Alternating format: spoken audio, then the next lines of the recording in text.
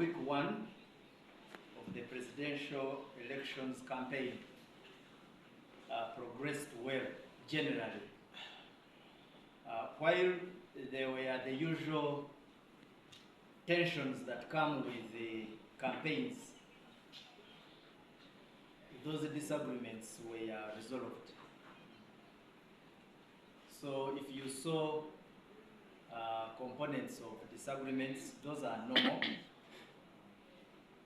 A campaign is not a very smooth exercise.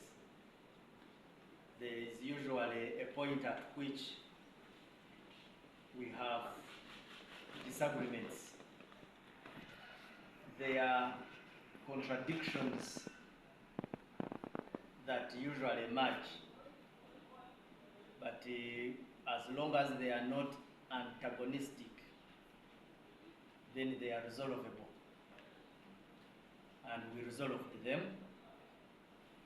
There were some heated exchanges, you saw them, but we did not register very tangible violence. Our point of disagreement with some of the candidates was especially on campaign routes.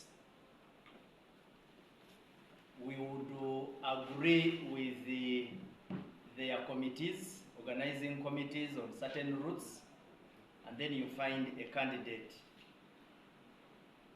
wants to turn around and go against the earlier agreed positions. We also registered one accident, which in the course of the week we gave you feedback.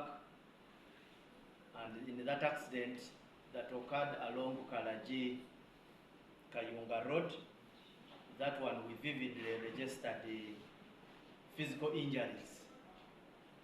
Motorists were reckless, and as a result, they ended up knocking each other, and some of them walking away with very serious fractures. Otherwise, we want to, going forward, because the week 2 has begun, we want to urge the following. One, that any candidate going on a campaign trail, ensure that your organizing committee is in touch with security, so that we agree on a route chart. The venues are already known, so that when we agree on that route chart, that committee gives you feedback, and if they have given you that route chart, endeavor to follow it. We have instructed our officers to precisely follow that. There will be engagement, but after we have agreed on certain positions, the officers on ground will be following those agreed positions without amendment. So we call upon the candidates to follow that. Secondly, is the processions are still going on, and like we have told you, you saw the other one